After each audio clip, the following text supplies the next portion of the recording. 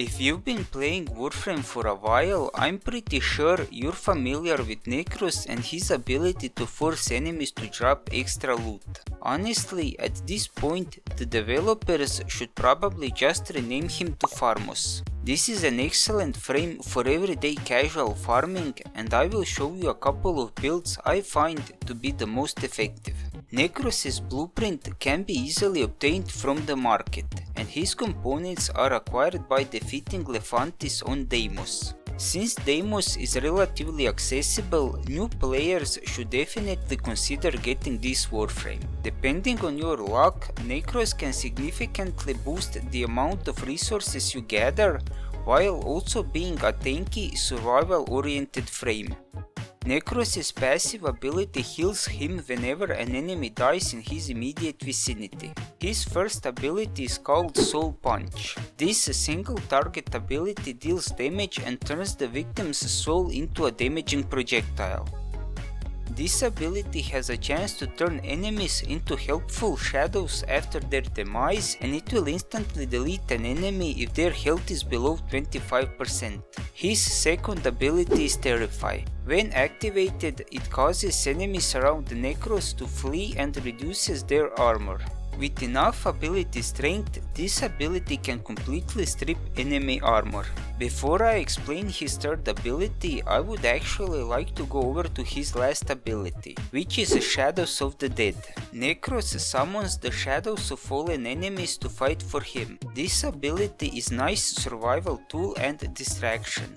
With a couple of adjustments, this ability can make Nekros almost immortal. Nekros' most recognizable ability is Desecrate. This is one of the most known and recognizable abilities in the entire game. Every player sooner or later learns about Nekros and his Desecrate. When this ability is active, enemies have a chance to drop extra loot. I won't really bother you too much with how this actually works, but I'll just say that this does not increase item drop chance. Imagine that you are flipping a coin. Each side has a 50% chance to drop. Desecrate doesn't increase the chance to get a specific side of the coin, it simply gives you another chance to flip the coin. This ability works very well with slash based weapons. Slash damage can sometimes split enemies into multiple parts. Desecrate sees these two parts as two separate entities. This means that deleting one enemy can sometimes count as deleting two enemies. However, keep in mind that there is one problem with this. Some people say that this was changed and it doesn't work like this anymore. I have done some testing, and even though this is the simulacrum, I saw some instances where both body parts drop stuff. I cannot 100% say that desecrating each separate body part will drop mods, but I still count health orbs as loot. So make of this what you will, but to me this works. If my explanation with the coin and this simulacrum stuff don't make any sense, just keep in mind that Desecrate gives extra loot, and using a weapon with high slash damage is probably not a bad idea. Because of his abilities, healing, armor stripping and general tankiness, there are different ways to play Nekros, just like every other Warframe. I was watching something the other day and a fellow Warframe enjoyer mentioned that before modding Warframes and anything else for that matter, you should first decide in what direction you want to go. On that note, I only play Nekros because of his loot stealing capabilities, so I have modified my builds towards Desecrate. The first build I have is nothing really special. I have added all the range mods I could find so that I can desecrate as much as possible. This is a very general approach to modding Nekros, and a lot of the Nekroses you will see in the wild have max range builds. I thought about using an energy based desecrate build, but in the end I decided to go for the despoil augment. This mod makes desecrate consume health instead of energy. In most cases, the red orbs and passive healing can cover that cost. I find despoil to be the best option for this build because if you use an energy based desecrate build, you need extra mod slots for energy economy and efficiency. This build is basically range plus despoil, the rest are up to your preference. I prefer running steel path missions because of extra resource drop chance, so the rest of the mods, Archon shards and arcanes are focused on survivability. Before I continue, I will show you a simpler version of this build for beginners. As you can see, I put basic range mods, added some simple energy economy and put extra health and shields. Do not be confused with this armor here. Armor comes from Archon shards, which I forgot to remove before showing this build. Like I said, this is very basic early build, and over the time you should be working to make something more sophisticated. These builds will get you a lot of resources on their own, but there are still a couple of things we can do to get even more. Just to get them out of the way, I will mention that the resource boosters exist in this game. You can buy them for platinum. They are sometimes given as a reward from daily login bonus, and there are some other ways to get them, but most are unreliable and occasional. I personally don't use boosters very often, but I just wanted to mention that this option exists. You can also receive less effective boosts from other players while in a relay. Another thing you can do to increase resource gains is to get the Smita Kawat. These Kawats have the ability to occasionally give you the effect of a resource booster. You do not need to have a specific build for them. You just need to put on this mod and you are good to go. While describing Desecrate, I mentioned that slash damage has a big impact on how much loot you can get, so it makes sense to focus on slash based weapons. There are many weapons with slash damage.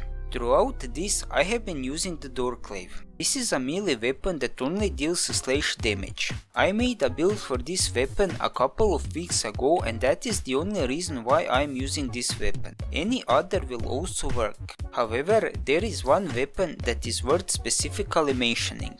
That weapon is Ripkas. The only reason why I would use this weapon with Nekros is because of its special amalgam mod, which increases a chance to split enemies into multiple parts. Honestly, I'm struggling to say whether this weapon is good or not, but I have still decided to make a build for this weapon and try it out.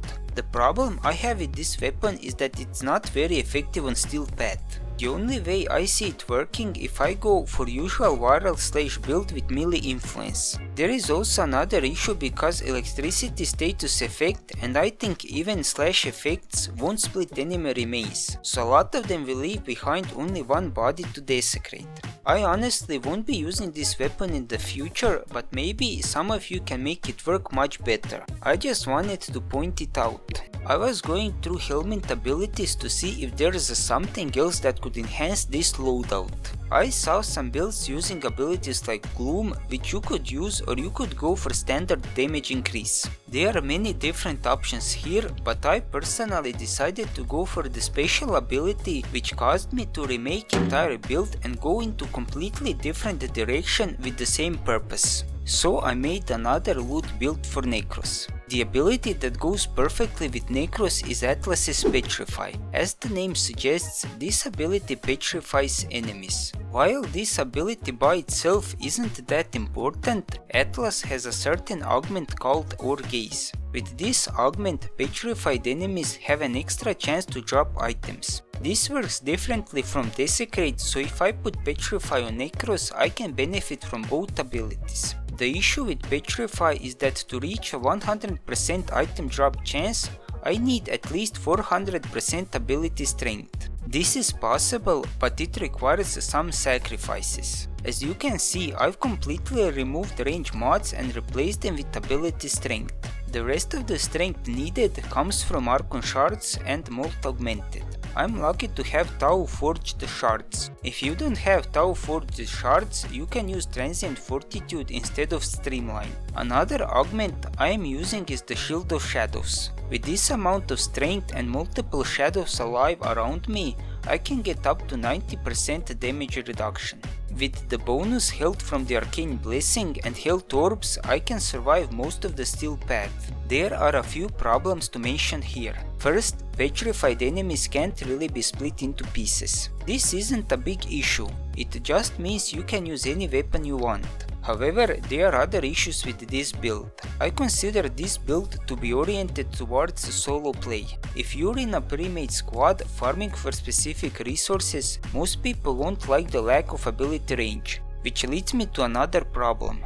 Since these two builds have the same purpose but are very different, I haven't found a way to combine both builds on a single Nekros. My honest advice is to create the first build with range, and once you reach endgame and have more resources, get another Nekros with a full strength Petrify build. I will say that the Petrify build is definitely more fun and provides more resources due to the 100% drop chance. If you don't want to have two Nekroses, I've also made a sort of hybrid build. This build combines the survivability of the first build with a decent amount of strength from the second build. The advantage of this hybrid build is that while you do get lower item drop chance, you can combine it with the full range build and then switch depending on the situation. You have these builds and you can choose and modify the one that works best for you. Also, don't forget about the Smita Kawat. Hopefully you learned something and I maybe gave you an idea how to make your own build for Nekros. Tell me what do you think about this and enjoy your day.